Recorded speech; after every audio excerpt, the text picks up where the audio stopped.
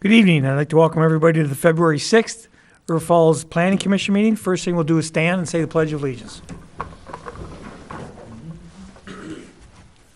Pledge allegiance to the flag of the United States of America and to the republic for which it stands, one nation, under God, indivisible, with liberty and justice for all.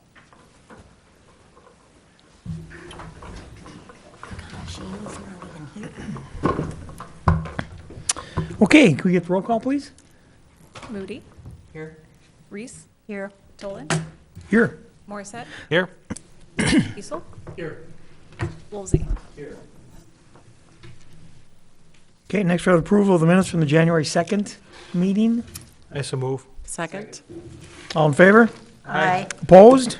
Okay, now I have public comments. If there's anybody in the audience that would like to, something they'd like to stand up and talk about, now would be the time. Otherwise, we'll go on to current items. First one is consideration of an ordinance amending Title 17, zoning of the municipal code related to fences. Brandy's going to talk to us.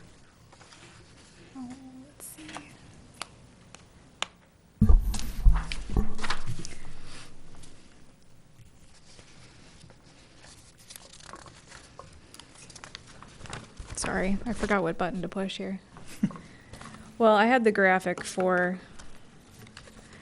the fence ordinance up on the screen here, but I can't remember how to show it to you, so I'll just put it on the screen this way. Oh, here comes Dennis. Dennis, I can't remember what button to push. Save us, Dennis, save us. Oh, thank you. So back to back to that. Thank you for hearing about the fence ordinance again. So as you'll recall, at the last meeting, we had a workshop to discuss options to address the council's concern that 4 feet in height is not flexible enough for those lots that are through lots or corner lots. 6 feet is appropriate only in some situations. So what we've come up with is a solution that will allow a 6-foot tall fence on a street side of a home or lot, as long as that fence is set back a minimum of 3 feet and also has landscaping outside on the street side of the fence. And so that is the proposed ordinance change. In addition, there was just a couple of other minor changes to clarify some of the requirements on the permit application and to bring back the requirements for retaining walls, which was inadvertently taken out of the first round of fence revisions back last summer. Does anybody have any questions? Have you got any questions for Brandy? Comments, anything? Yeah, is this the last time we're going to see this? Sure hope so. Yep, we do too. Hopefully the council will be in agreement with us. So I'll entertain a motion on this one. Title 17 zoning of the municipal code related to fences. Second. Questions, comments? All in favor? Aye. Opposed? Okay, next we'll move on to updates and information, a little bit about our wayfinding project. Yeah, so we've been working on this project diligently for the past, 6 or 8 months by now. And we're finally to the point where we have a design that we feel comfortable with moving forward with the city council for approval. And that was included in your packet, which is the 2 pages of the design family, which is what's on the screen, page 1, and then the second page. Oops.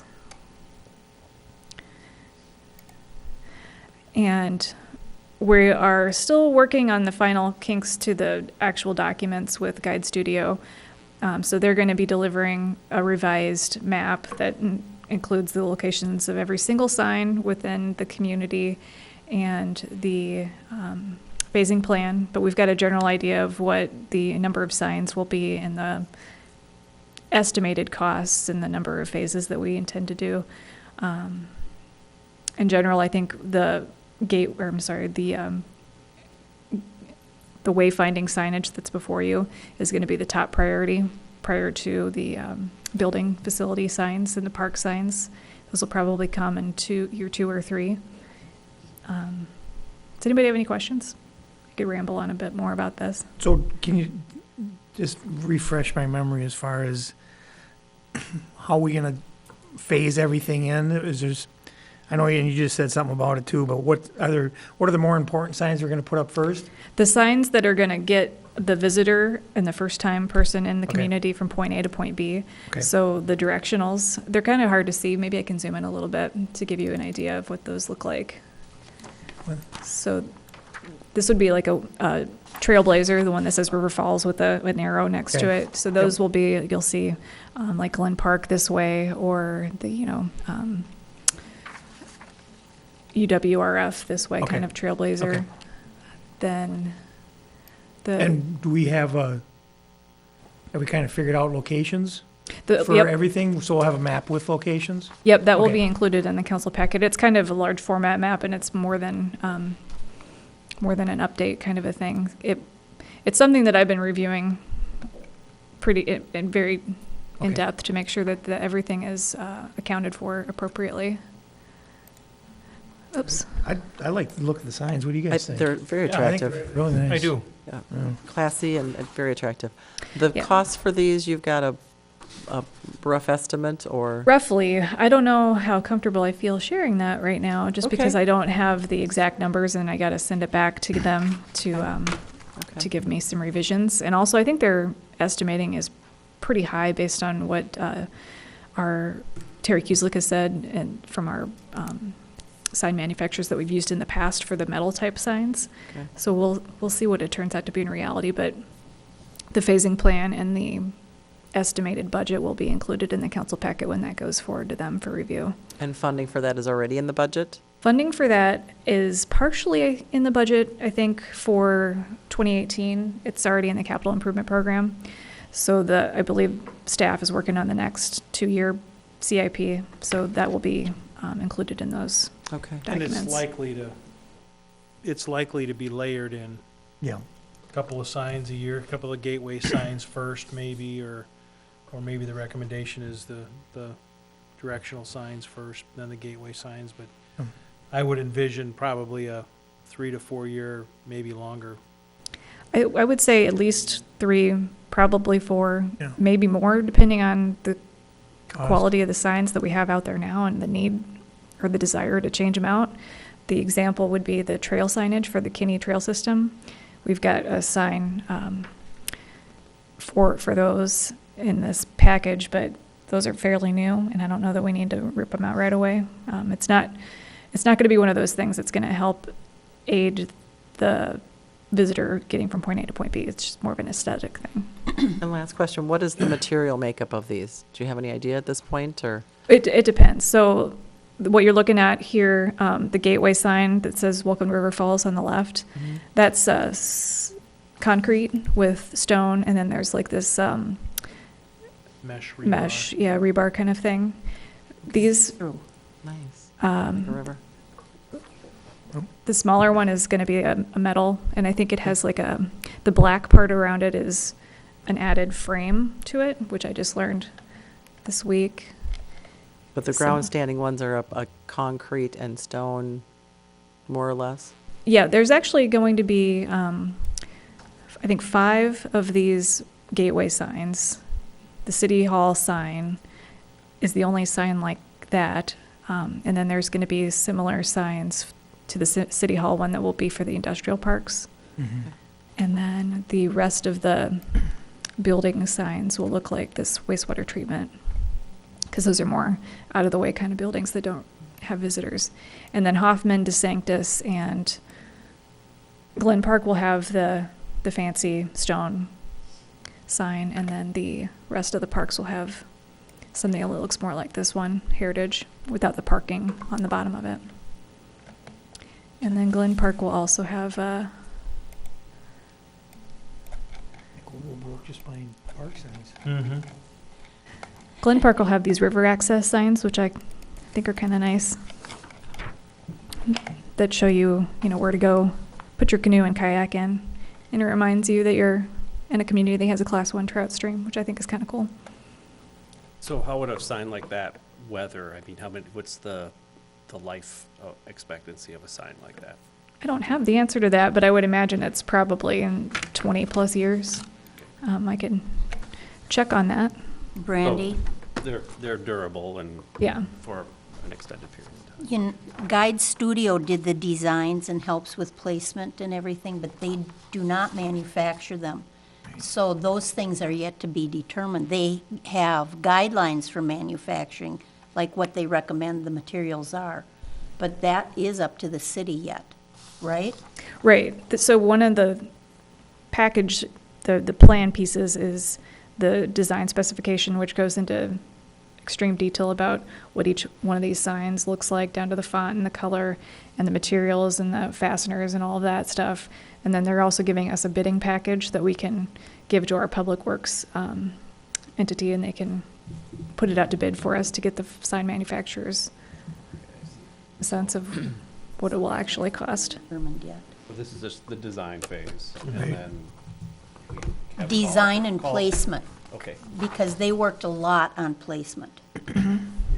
and in that placement process, I mean, we talked about phasing it in, and there is, maybe I missed it here, a priority to where your placements, so if you were to look at a map of the city, you'd be able to say, well, this is primary, secondary, that The, kind of the thing. phasing priorities will be based on this sign type. So, Okay. and each sign location, we have a location map and a location schedule. So there's itemization of which individual sign, what it's going to say, and where it's going to go. We have those documents already. They just need to be tweaked a little bit before they're final.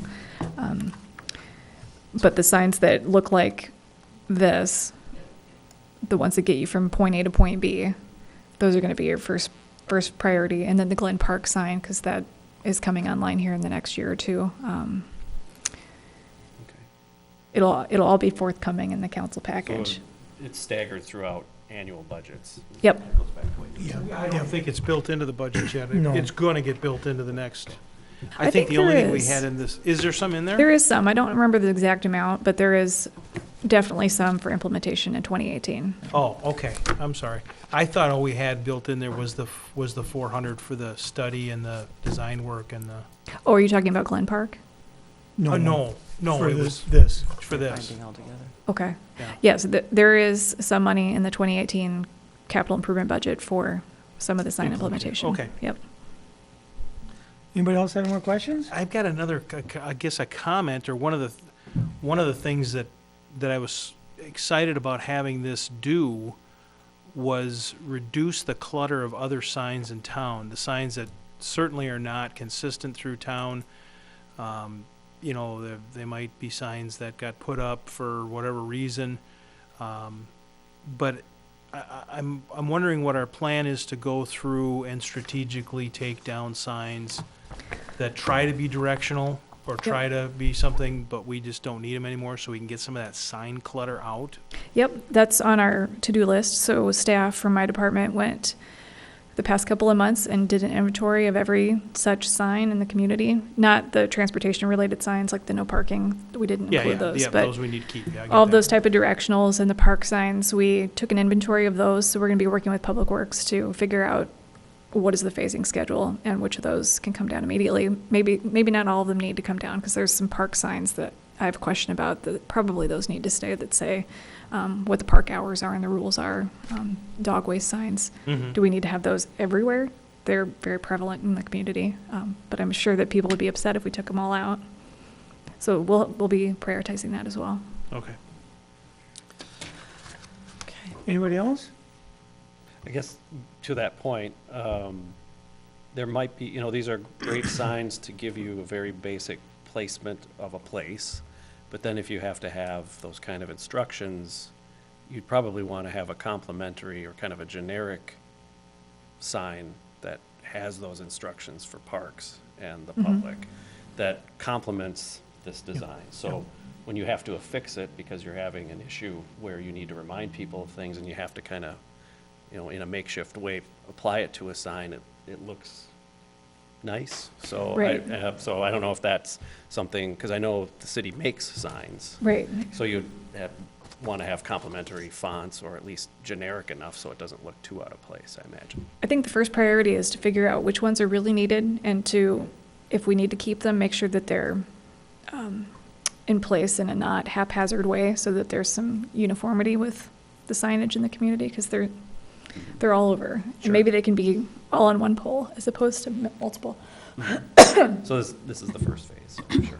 So, Randy, did Guide Studio give you some guidance on that particular issue, like the dog waste signs and so forth? No, I think that would have been above and beyond the scope of what their project was. Okay. But we're gonna work on that internally as staff. So that's a priority for this spring. Trust ya. Okay. Anybody else? No? Okay, thanks, Brandy. Yep. The only thing is, next planning commission meeting will be March 6th. That's about it. You looking for a motion to adjourn? Give him Second. one. All in favor? Aye. We are adjourned.